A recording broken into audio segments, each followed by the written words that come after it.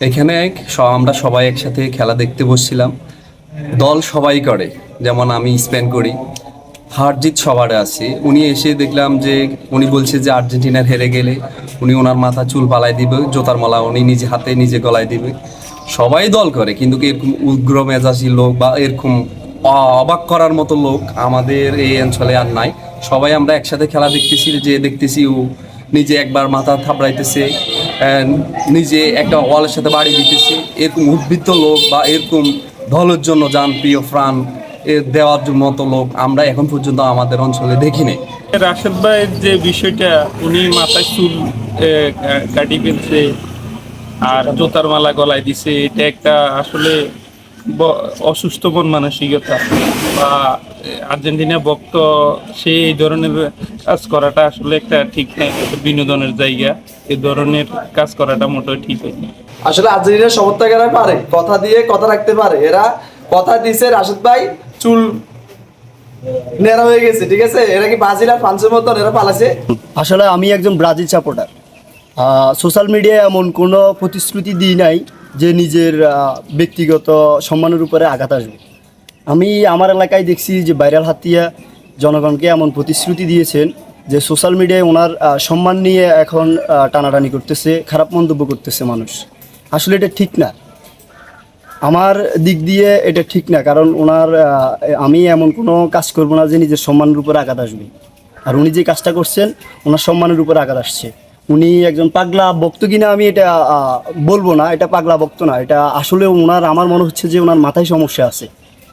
আর সবাই জানে যে আর্জেন্টিনার একটা চোরের দল, উনি আমার মনে হয় চোরের প্রমাণ দিছে, মাথার চুল কেটে ফেলে দিয়েছেন এবং গলায় জুতার মালা দিয়েছেন।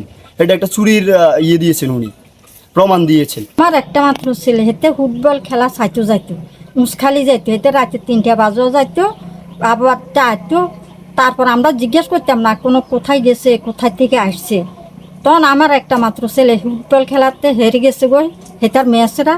তারপরে হেতে বাড়িতে আসে, অন হেতে আত্মহত্যা করবো না কি করব। অন হিয়ার পরে দেখি যে তার বন্ধু বান্ধব আসছে, চুল ফেলে দিতে চাইছে, হিয়ার চুল ফেলে দিছে। হিয়ার পরে অনেক অনেক মানুষ আসছে, তার গলার মাঝে জোতার মালা দিছে, হেতে রাস্তা রাস্তা হাঁটছে বাজার বাজার। দলের ভালোবাসে, দল হয়তো হারিয়ে গেছে, হারিয়ে যাওয়ার পরে মনের বুঝাইতে পারে না আমার এই দলটা কেন হারিয়ে গেল, এত ভালো প্লেয়াররা। হ্যাঁ, এই ভালো প্লেয়ারের কারণে হয়তো এরকম ভালো প্লেয়ার হারিয়ে গেল, এটা মনের বুঝাইতে পারতেছে না। ওই হে দলটারে ভালোবাসি, সে মাথা চুলগুলো কাটি ফেলাই দিল। আসলে এগুলো দুঃখজনক, দলটা হারিয়ে গেল। রাশেদ ভাই দীর্ঘদিন আর্জেন্টিনা সাপোর্ট করে আসতেছে। সে শুরু থেকে আর্জেন্টিনাকে ভালোবাসে, এই কারণে অনেক টাকা খরচ করছে। এখন লাস্ট পর্যন্ত ফাইনালে যখন গেছে স্পেনের সাথে, সে একটা ওয়াদা ভঙ্গ করলো যে রাশেদ যদি আর্জেন্টিনার হেরে যায় তাহলে সে মাথা নেড়া করে ফেলবে। তার কথাটা সে মোটামুটিভাবে বাস্তবায়ন করেছে।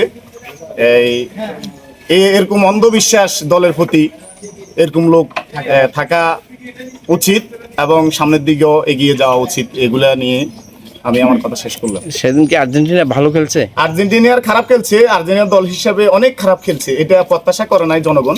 কিন্তু ওই বিদায় তারা খেলা দেখাইতে পারে না, ওরকম হিসেবে অনেক খারাপ খেলছে। তাতে করে জুতার মালা কেন পড়লো? জুতার মালা সে শপথ করছে যে আমি যদি হেরে যাই মাথা নেড়া করবো এবং জুতার মালা দিব, সারা এলাকায় ঘুরবো, বুঝছেন? এটা আসলে আমাদের এলাকায় আমরা সবসময় খেলা দেখি, বিনোদন করি। কেউ আর্জেন্টিনা করে, কেউ ব্রাজিল করে। আমি ব্যক্তিগতভাবে আমাদের এলাকায় আমি ফ্রান্স করি। তো ফ্রান্স করার স্বার্থে মনে করো আমি দলকে ভালোবাসি এবং হে আর্জেন্টিনাকে ভালোবাসে বিদায় এলাকায় সে ব্রাজিলের সাথে এবং ফ্রান্সের সাথে সে ওয়াদাভুক্ত হয়েছে যদি আমার আর্জেন্টিনা জিতবে এবং যদি আমার আর্জেন্টিনা যদি হেরে যায় তাহলে আমার মাথা চুল আমি নেড়া করে ফেলবো এবং জুতার মালা দিয়ে আমি সারা এলাকায় হাঁটবো। কিন্তু আসলে সে তার ওয়াদা রাখতে গিয়ে সে মাথা চুলও নেড়া করে ফেলছে এবং জুতার মালা দিয়ে হাঁটছে। আসলে এই ধরনের আর্জেন্টিনা ভক্ত লোক কমই আছে। এভাবে এটা ঠিক নয় আমি মনে করি। তারপরও সে তার ওয়াদা রাখতে গিয়ে সে মাথা চুল নেড়া করে ফেলছে এবং জুতের মালা গলায় দিছে। এই ধরনের আর্জেন্টিনা ভক্ত লোক একবারে খুবই কম আছে, খুবই কম, এটা বললেই কম হয়। আর আব্বু ফুটবল খেলাকে অনেক ভালোবাসে। আমার আব্বু ফুটবল খেলার একজন ভক্ত। উনি মেসিকে অনেক ভালোবাসে। আমার আব্বু রাতে 2টা 3টা বাজে খালি চলে যেত খেলা দেখতে। আমার আব্বু মেসির একজন ভক্ত, উনি ফুটবল খেলাকে অনেক ভালোবাসে। আসলে কি বলবো, রাশেদ মিয়া আমাদের এলাকারই একজন লোক। তো উনি যে চ্যালেঞ্জটা নিছে, আসলে এসব চ্যালেঞ্জ মানুষের নেয় না। তো চ্যালেঞ্জগুলো আশা করি অনেক মানুষই নিছে, কিন্তু এই ধরনের চ্যালেঞ্জ কেউ নিছে বলে মনে হয় না। উনি বলছে যে আর্জেন্টিনা যদি হারে যায় ওনার মাথার চুল নাড়া করে ফেলবে, তারপরে গলায় জুতার মালা দিবে। আসলে এখন উনি কথা দিয়ে কথা রেখেছে, ওনার মতো কথা দিয়ে কথা রাখার মতো লোক আমি আর দেখি নাই আমাদের এই এলাকাতে। আর বিশেষ করে অন্যদিকে আছে কিনা তা জানি না। উনি আর্জেন্টিনার একজন পাগলা ভক্ত, এটাই উনি প্রমাণ করলেন। রাশেদ মূলত বাড়ি হইলো আপনার তমরুদ্দি 8 নম্বর ওয়ার্ডে। উনি আসে আমাদের 5 নম্বর পরিচালনাতে খেলা দেখে। ওইখানে ব্রাজিলের কিছু লোকের লগে তার হয়, কমিটমেন্ট হয় যে আর্জেন্টিনা জিতবে, ওরা বলছে হারবে, ওইটা নিয়ে একটা বাজি হয়েছে। বাজিতে উনি বলছে যে আমি আর্জেন্টিনা যদি হারি যায় আমি নিজের চুল নিজে ফালাই দিব এবং তার গলা মালাই দিয়ে এই তার আর্জেন্টিনা হারিয়ে যাওয়ার পরে তার কথাগুলো সে বাস্তবায়ন পালন করছে। মোহাম্মদ রাশেদ উদ্দিন। তো আমি শুরু থেকে আমার বুঝ হয়েছে পর্যন্ত আমি আর্জেন্টিনা সাপোর্ট করি, যে আর্জেন্টিনা সবসময় ভালো খেলে, ওইখানে মেসি আছে, মেসিকে ভালো জানি।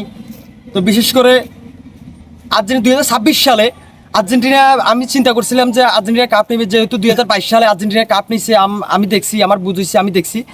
তো 2026 সালেও চিন্তা করলাম যে আর্জেন্টিনা কাপ নেবে, এটা আমার বিশ্বাস ছিল। আমি সবগুলো ম্যাচ চ্যালেঞ্জ দিয়ে আসছি যে আর্জেন্টিনা যদি হেরে যায় তাহলে আমি জুতার মালা গলায় দিব এবং চুল নেড়া হয়ে যাব। তো সবগুলো ম্যাচ আমি চ্যালেঞ্জ দিয়ে জিতে আসছি, আমার বিশ্বাস ছিল আর্জেন্টিনা এবারও কাপ নেবে। তো ফাইনালে এসে স্পেনের সাথে আমার জুতার মালা পড়তে হলো যে স্পেন কাপ নিয়ে গেছে, আমার মেসির হাতে কাপ ছিল না। আমি দেখে না, ওটা দেখে আমি মেনে নিতে পারি নাই, তার কারণে মনে করেন আমার চুল কাটতে লাগলো এবং জুতার মালা পরে রাস্তা রাস্তা ঘুরতে হলো। তো আমি এটা বিশ্বাস করি নাই যে আমি এটা করতে হবে। আসলে কিন্তু আর্জেন্টিনা আমাদেরকে হতাশ করে দিছে। আর্জেন্টিনার জন্য আমরা এত কিছু করছি, ওদের খেলা ভালো জানি বিদায়, কিন্তু আর্জেন্টিনা আমাদেরকে শেষ পর্যন্ত হতাশ করে দিছে।